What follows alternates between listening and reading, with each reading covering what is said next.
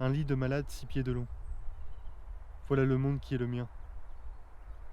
Et ce lit de malade de 6 pieds de long est encore trop vaste pour moi. Douleur, tourment, hurlements analgésiques. Chercher timidement un sentier de vie sur le chemin de la mort. Et désirer avec avidité une faible paix. Quelle dérision. Et pourtant, dès lors que l'on demeure en vie, il y a des choses que l'on tient absolument à dire.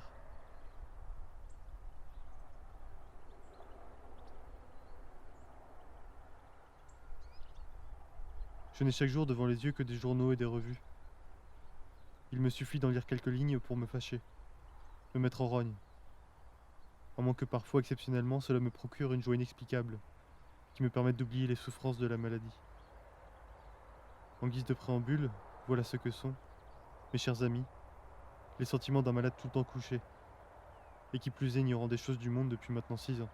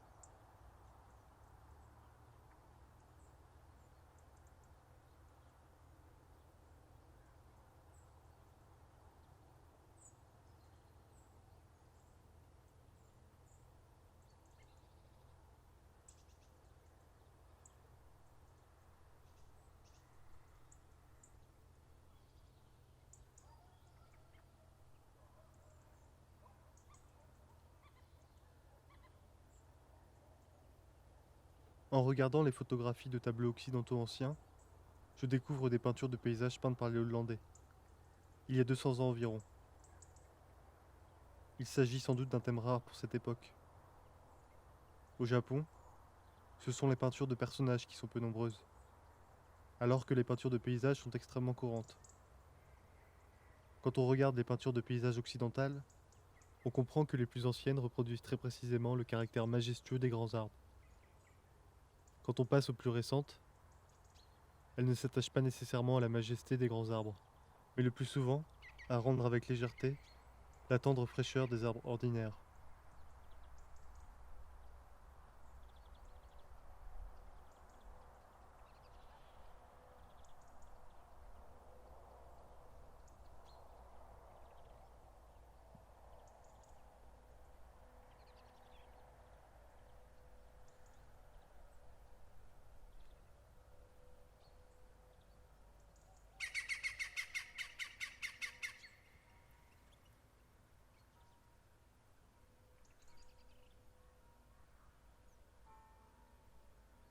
Aujourd'hui, ma tête va un peu mieux. Avec Kiyoshi, nous prenons au hasard des albums de peinture posés à mon chevet et nous les regardons. 2 ou 3 choses nous touchent. Une peinture représente un enfant, avec un parapluie replié dans sa main gauche et une branche de prunier sur son épaule droite. Peut-être va-t-il rendre un parapluie emprunté en apportant cette branche de prunier en remerciement. S'il en est ainsi, la conception d'ensemble de l'image est extraordinairement complexe. eu égard à sa simplicité. Peut-on dire qu'elle est une forme d'énigme?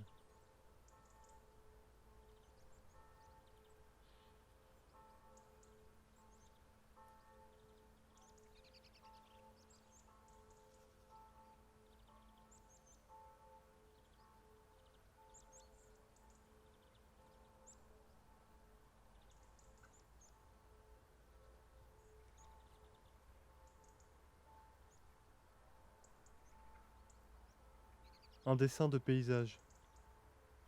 La scène se passe sur un chemin de montagne. Au centre de l'image, on voit une côte en haut de laquelle on distingue un petit personnage, prêt à passer sur l'autre versant. Sur la droite du chemin se dresse un grand arbre touffu, haut de plusieurs toises. Le dessin est tracé d'un pinceau rapide, mais à cause de ce grand arbre, ce paysage a quelque chose d'effrayant, et l'on comprend qu'il émerge à coup sûr d'un ravin profond en contrebas. C'est une image qui donne un sentiment de bien-être.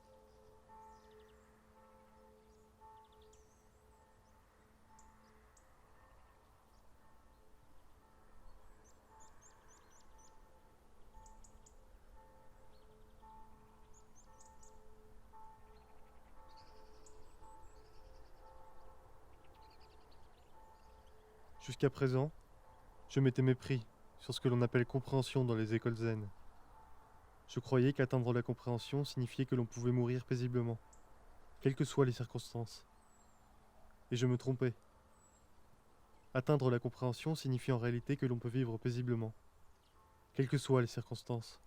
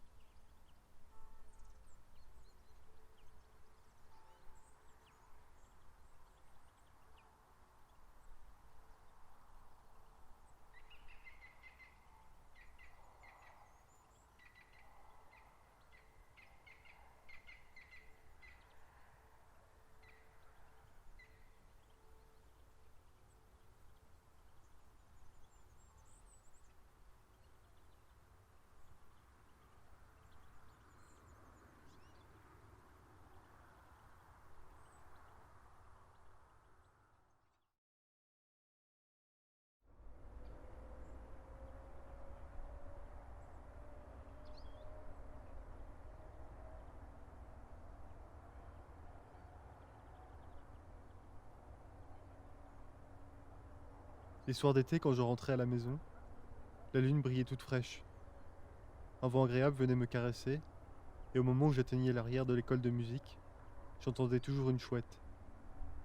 Cela venait toujours de la même direction, mais je n'ai jamais cherché à savoir précisément dans quel arbre l'oiseau chantait.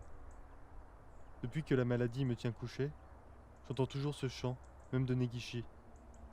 Et ces derniers temps encore, je l'écoute tous les soirs, depuis mon lit de douleur.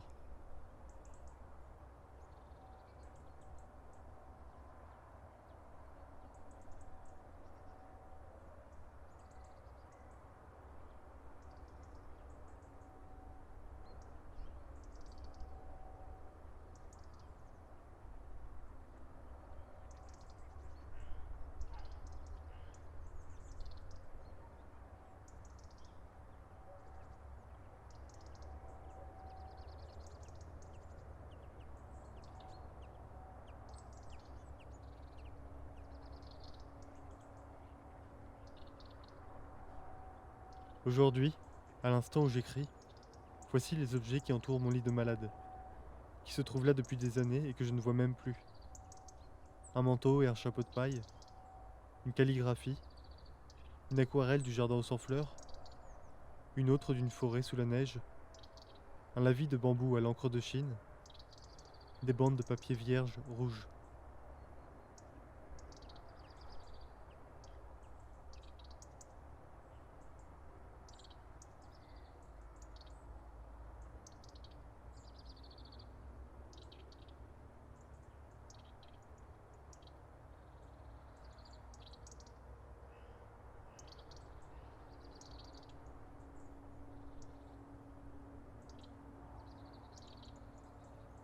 Être acculé et découvrir pour la première fois un sentier de vie, alors qu'à l'inverse, Sans être à bout de ressources, on peut facilement tomber en péril de mort.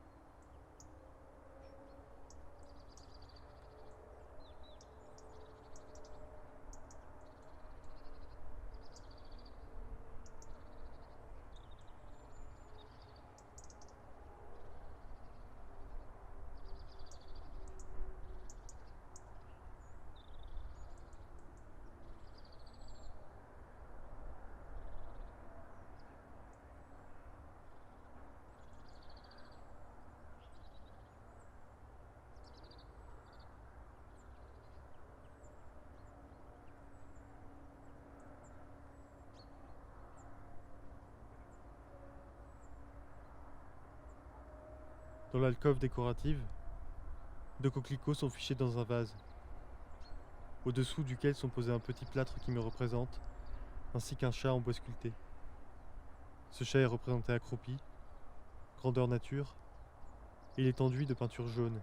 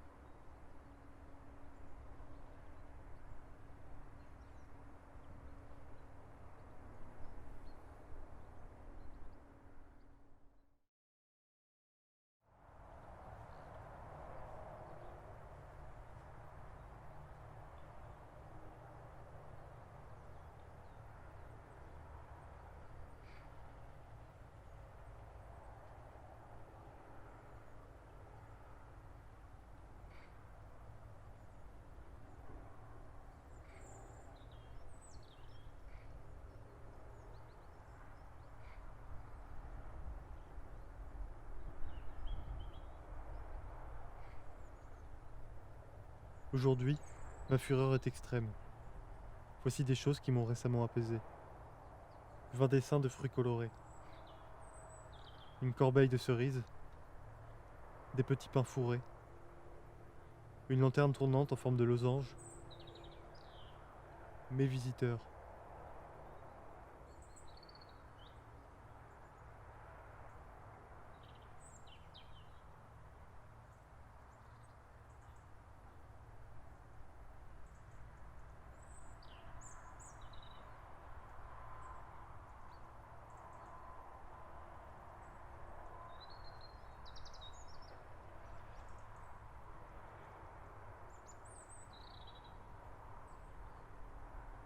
En peinture comme en poésie, nombreux sont ceux qui poursuivent un idéal. Mais tous ignorent la saveur des croquis sur le vif. Ils les considèrent comme dérisoires et les rejettent. Les œuvres qui peignent l'idéal ne sont pas forcément médiocres, mais beaucoup sont généralement mauvaises.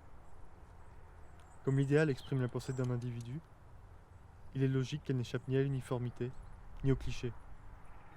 A l'inverse, comme le croquis sur le vif représente la nature, dans la mesure où les charmes de celle-ci ne cessent de se métamorphoser, il est susceptible de toujours nous séduire. Quand on regarde un croquis sur le vif, il peut nous paraître un peu dérisoire. Mais plus on y goûte profondément, plus les nuances en apparaissent, et plus intense en est la saveur. L'idéal peut vous emmener en haut sur le toit, mais il arrive souvent que l'on se retrouve au fond de la mare. Le croquis, par contraste, peut paraître fade, mais quand une saveur incomparable se niche dans la fadeur, les mots vous manquent pour qualifier cette merveille.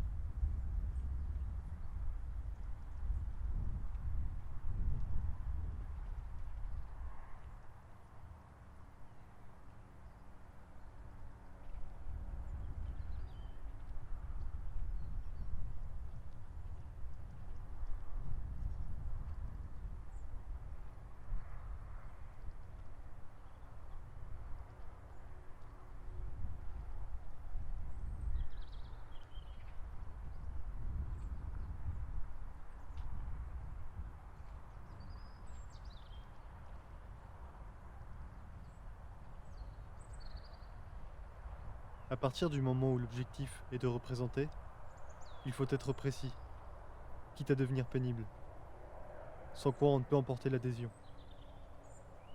Pour représenter une chose, la seule solution est de dépeindre objectivement, sans rien modifier, l'expérience que l'on en a eue soi-même.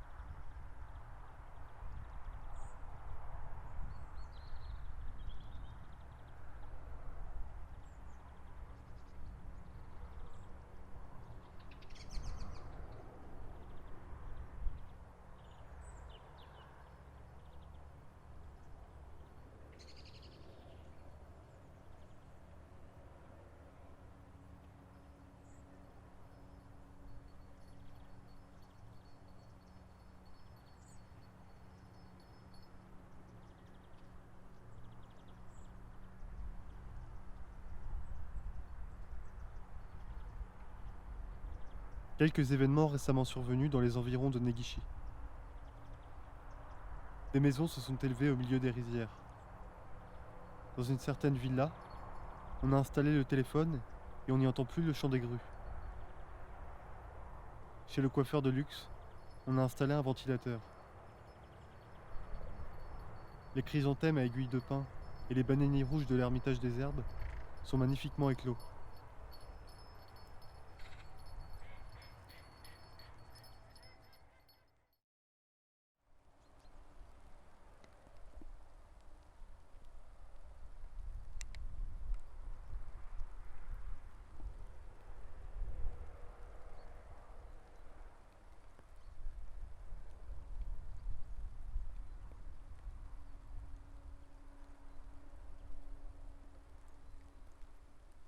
Cela fait 7 ans que je suis malade.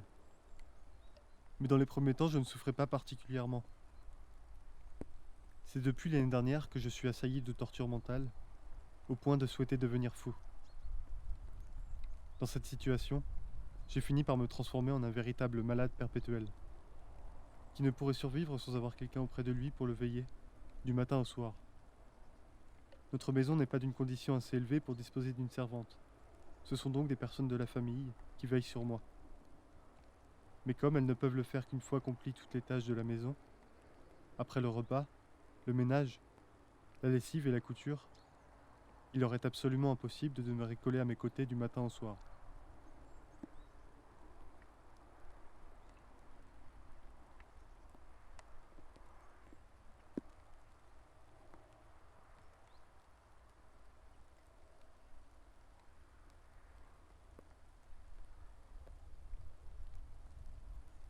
Parmi les soins que nécessite une maladie, il faut en distinguer de deux sortes, les soins spirituels et les soins formels. Les soins spirituels, ce sont ceux que la personne qui veille sur le malade prodigue en s'occupant de celui-ci avec compassion. Les soins formels consistent à traiter habilement le malade. Par exemple, à lui faire prendre ses médicaments, changer ses bandages, à lui frotter le dos, à masser ses pieds, à s'occuper de ses vêtements et de sa literie.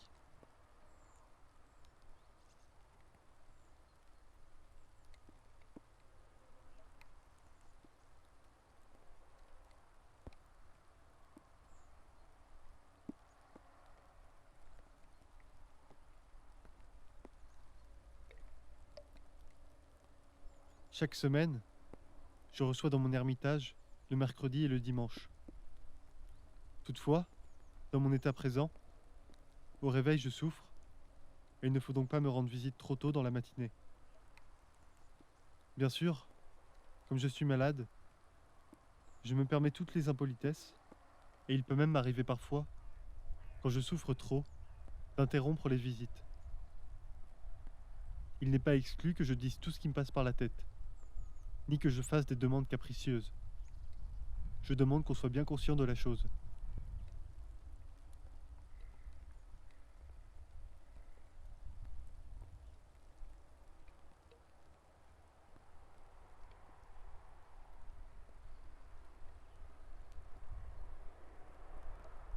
En Occident, on distingue les deux termes sentiment de la réalité et sentiment de la fiction.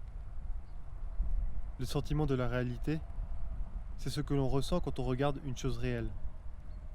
Et le sentiment de la fiction, quand on regarde une représentation. Libre à eux de distinguer les mots. Mais dans la réalité, je ne comprends pas comment se distinguent ces choses. Quand nous regardons un panorama, le sentiment éprouvé est à la fois un sentiment de réalité et un sentiment de fiction.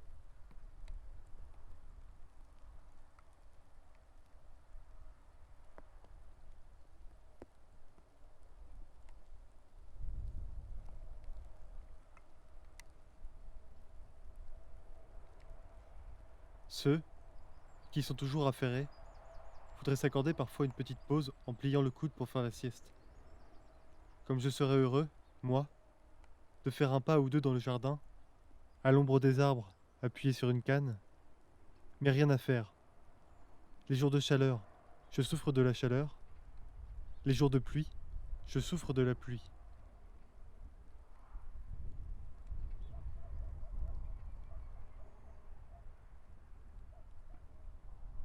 Je demande à ma mère de me lire le journal.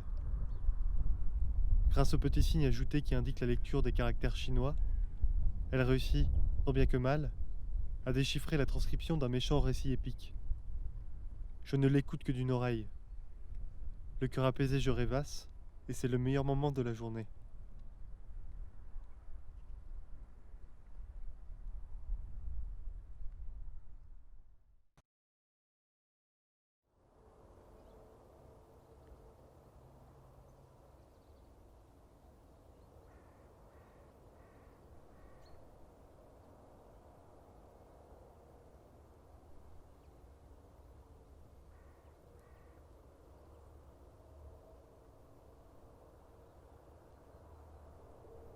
Quand je pose une fleur à mon chevet et en fais le croquis sans tricher, il me semble comprendre peu à peu le secret de la création.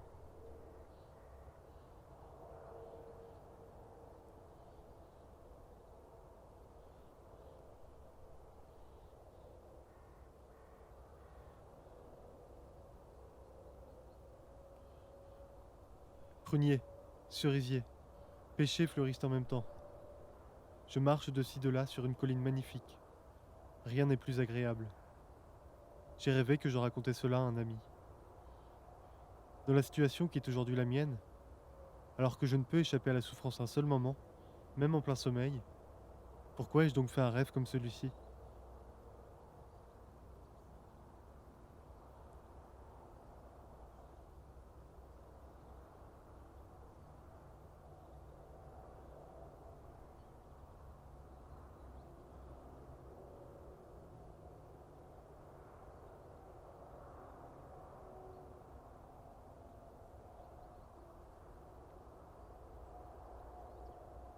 L'été dernier, tourmenté jour après jour par la chaleur, après m'être débattu toute la journée sur mon lit de malade, quand je voyais la lumière du soleil projetée obliquement à l'ombre des arbres sur le sol, un vent léger faire osciller doucement les calices des belles du soir, je ressentais une joie indicible et commençais à revenir doucement à la vie des hommes.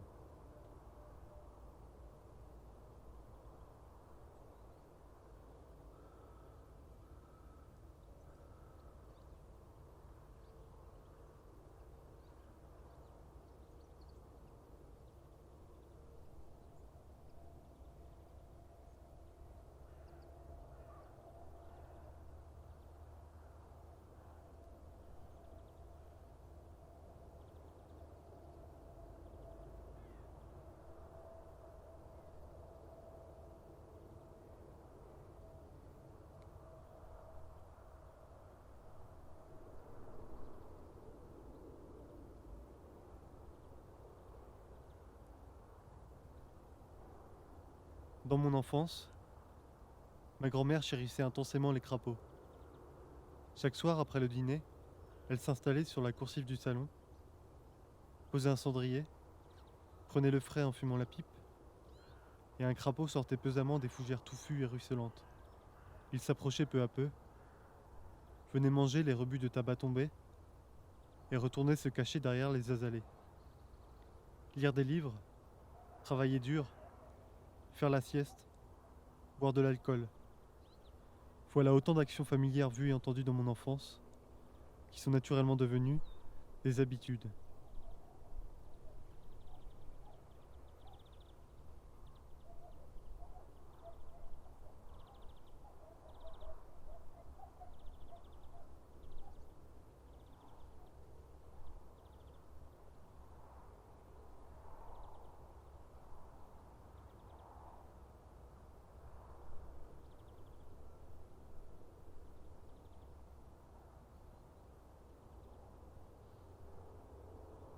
Le masque écarlate d'un acteur comique. Grotesque ce masque, à l'aide bouche, aux hommes de ce monde tout honteux. Je voudrais prêter ce masque.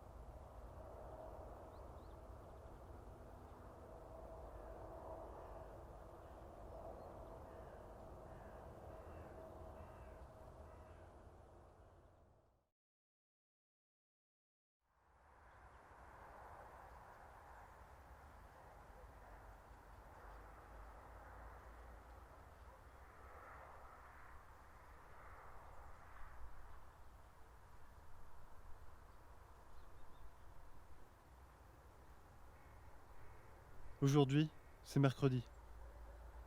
Depuis le matin, le ciel est dégagé, et bien que couché dans mon lit de malade, je ressens la chaleur. Comme à l'accoutumée, j'ai envie de peindre des fleurs d'après nature. Des fillettes viennent m'apporter une hippomée en pot. Elles me regardent puis commencent à peindre aussi. Elles ne cessent de s'agiter au sujet de la couleur qui ne rend pas bien, du matériel qui manque. Finalement, elles m'apportent le résultat de leur travail. Ils me laissent stupéfait. Las de leur jeu, sans attendre que j'ai fini mon hippomée, elles repartent chez elles. De mon côté, le résultat n'est pas terrible.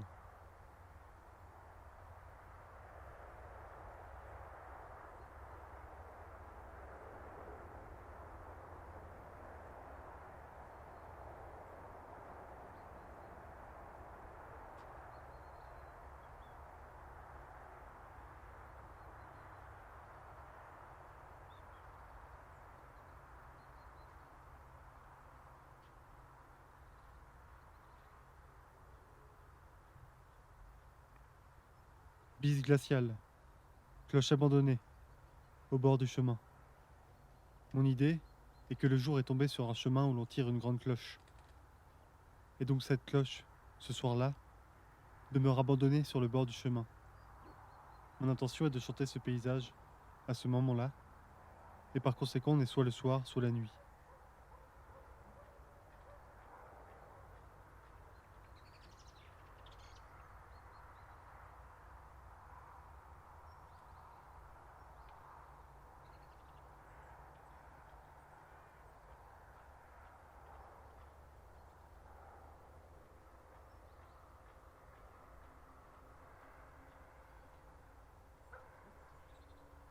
Le rouleau des fleurs de Nangaku que je souhaitais me procurer est entré en ma possession, et je le garde près de moi, à mon chevet.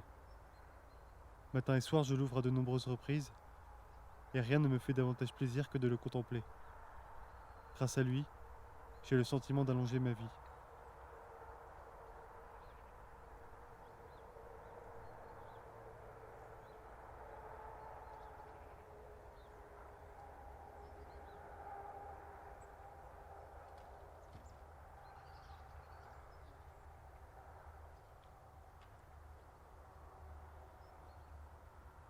Une journée chaude et pénible, mélancolique, s'achève enfin.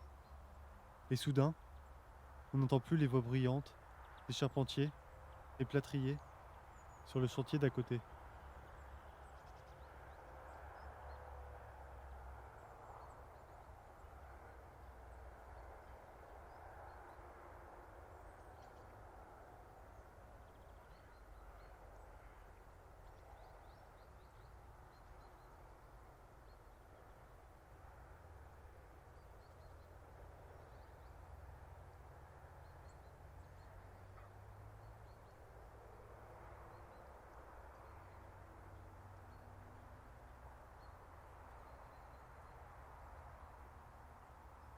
En l'espace d'une journée, l'extrémité de mes jambes amaigries s'est soudain mise à enfler. Et au spectacle de cette enflure soufflée, on dirait que l'on a fixé un flacon de saké au bout d'un tison.